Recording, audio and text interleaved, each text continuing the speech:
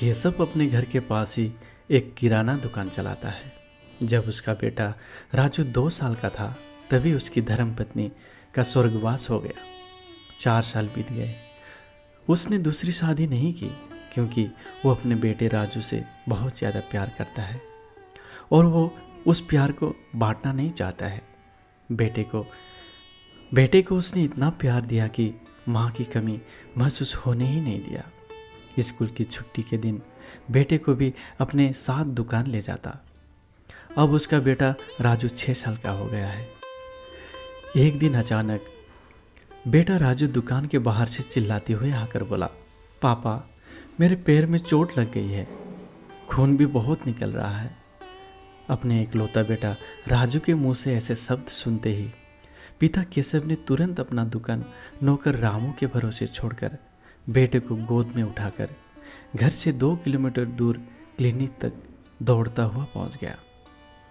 पहचान के डॉक्टर थे तो वो सीधे उनके पास पहुंच जाता है। देखिए ना डॉक्टर, मेरे बेटे के पैर में पता नहीं क्या हो गया है, खून भी बहुत निकल रहा है। केशव ने आतुरता से बोला। केशव जी, आप चिंता ना कीजिए, मामूली सी चोट लगी है, ड्रेसिंग कर देता हूँ, सब ठीक हो जाएगा, डॉक्टर ने घाव देखते देखते ही कहा। केशव बोला, डॉक्टर साहब दर्द का दवा भी दे दीजिएगा ताकि वो रात में आराम से सो सके, और दवा भी महंगी वाली देना ताकि घाव जल्द से जल्द ठीक हो जाए। केशव की बातें सुनकर डॉक्टर साहब मन ही मन सोचने लगे, एक पिता को अपने बच्चों का कितना फिक्र रहता है। फिर उन्होंने मुस्कुराते हुए जवाब दिया, अरे केशव जी, आप इतना घबरा क्यों रहे हैं? आपके बेटे को नॉर्मल चोट लगी है, घबराने की कोई बात नहीं है। केशव जैसे ही बेटे को लेकर दुकान पहुंचा तो उन्हें देखकर रामू बोला, मालिक आपके ये कपड़े तो खून लगकर बिल्कुल खराब हो गए, ये धब्बे तो धोकर भी नहीं उतरेंगे। अरे कोई बात नहीं रामू, कपड़े तो दोबारा खरीद लेंगे। तुम ऐसा करो, बाजार से अनार और अंगूर लेकर आओ। राजू के पैर से ज़्यादा ही खून बह गया है, वो कमज़ोर हो गया है, केशव ने चिंतित स्वर में कहा। समय बीतता गया। 35 साल बाद केशव जी का उम्र लगभग 75 साल हो गया। वो घर में ही रहते हैं।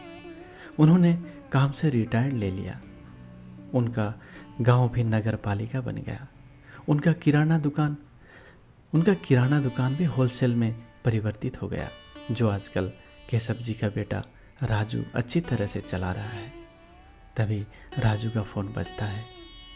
सुनिए, आपके पापा पलंग से गिर गए हैं, उनके सिर पर गहरी चोट लगी है, खून बहुत निकल रहा है।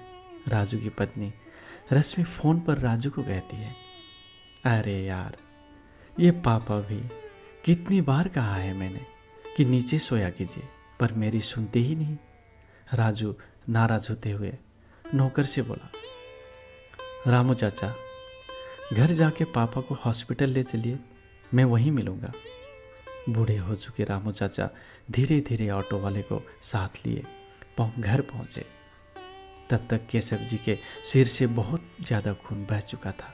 तभी मुंह टेढ़ी करती हुई रश्मि बोली, जल्दी ले जाइए, इतनी महंगी कारपेट बर्बाद हो गई। रामू चाचा ने झट से केशव जी के सिर पर कपड़ा बांधा और ऑटो रिक्शा में बिठाकर हॉस्पिटल पहुंच जाते हैं। लेकिन बेटा राजू अभी तक हॉस्पिटल नहीं पहुंचा था। रामू चाचा ने उसको फ़ोन किया तो राजू बोला, देखिए ना अंकल, कार की चाबी खो गई थी, अब भी मिली है। दुकान पर ग्राहकों की भी भीड़ लगी हुई है। आप पापा के साथ ही बैठे रहिए, मैं बस 5 मिनट में पहुंच जाता हूं। आज से 35 साल पहले जिस पिता ने अपने बेटे के पैर में खून देखकर बेटे को गोद में लेकर 2 किलोमीटर का रास्ता सिर्फ 10 मिनट में तय किया था, पर आज वही बेटा अपने बुजुर्ग पिता के लिए खुद की कार रहते हुए भी 1 घंटा 10 मिनट में भी नहीं पहुंच पाता है। डॉक्टर किसी काम से अपने केबिन से बाहर निकले तो उन्हें खून से लथपथ केशव जी दिख गए। उन्होंने जल्दीबाजी करते हुए केशव जी को अंदर ले गए और उपचार चालू किया। तब तक राजू भी वहां पहुंच जाता है। डॉक्टर ने राजू से कहा, आपके पापा का ब्लड ज़्यादा ही बह गया है, एडमिट कर देता हूँ, 2-4 दिन में ठीक हो जाएंगे। डॉक्टर साहब, पापा पलंग से ही गिरे हैं, ज़्यादा कुछ हुआ नहीं है, साधारण चोट है, आप बस ड्रेसिंग कर दीजिए, 2-4 दिन में ठीक हो जाएंगे, बेफिक्र होकर राजू ने कहा। डॉक्टर ने फिर कहा, ठीक है, मैं कुछ दवाइयाँ लिख देता हूँ, महंगी ज़रूर है लेकिन तुरंत ठीक भी हो जाएंगे। डॉक्टर अंकल, पापा 2-4 दिन बाद भी ठीक होंगे तो भी कोई बात नहीं, ज़्यादा महंगी दवा देने की कोई ज़रूरत नहीं है। अच्छा, मैं अभी निकलता हूँ, दुकान में भी कोई नहीं है, कहकर बेटा राजू वहाँ से निकलने लगता है। बेटे के मुंह से ऐसा शब्द सुनकर केशव जी की आंखों में आंसू छलक आते हैं। राजू का अपने पिता के लिए ऐसा व्यवहार देखकर डॉक्टर के भी धैर्यता का बांध टूट जाता है। राजू को रोकते हुए उसे 35 साल पहले की पूरी घटना सुनाते हैं। डॉक्टर की बातें सुनकर राजू की आंखों से आंसू बहने लगे। वो वापस अपने पापा के पास जाकर बैठ जाता है। उसे बहुत पछतावा हुआ। इतने में राजू की पत्नी रश्मि का फ़ोन आता है। सुन रहे हैं, इतनी महंगी कारपेट ब्लड की धब्बे से खराब हो गई है। पत्नी की बात सुन राजू उसे समझाते हुए बोला, यहाँ मेरे पापा को चोट लगी है और तुझे कारपेट की पड़ी है। कारपेट ही है ना, नया ले आएंगे। और हाँ, पापा के बेड पर नए कपड़े बिछा देना, मैं पापा को लेकर आ रहा हूँ।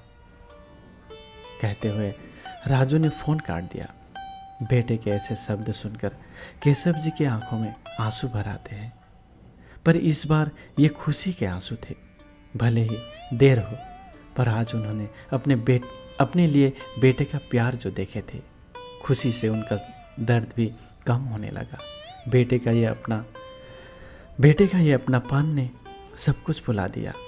अब तो मृत्यु भी अगर लेने आए तो खुशी खुशी जाने के लिए तैयार थे केशव जी। दोस्तों, आजकल समाज की वास्तविकता यही है। हमारे अंदर की मानवता मर चुकी है। संतान रहते हुए भी आजकल के समय में माता पिता अकेला जीवन जी रहे हैं और बेटों को अपने माता पिता बोझ लगने लगे हैं। वे अपने सफलता और संपन्नता की आड़ में अपने संस्कार और फर्ज भूल चुके हैं। कहानी कैसी लगी कमेंट करके ज़रूर बताएं। अच्छी लगी तो वीडियो को लाइक, शेयर और चैनल को सब्सक्राइब ज़रूर करें। साथ में अपने माता पिता को खूब सम्मान और प्यार करें। धन्यवाद।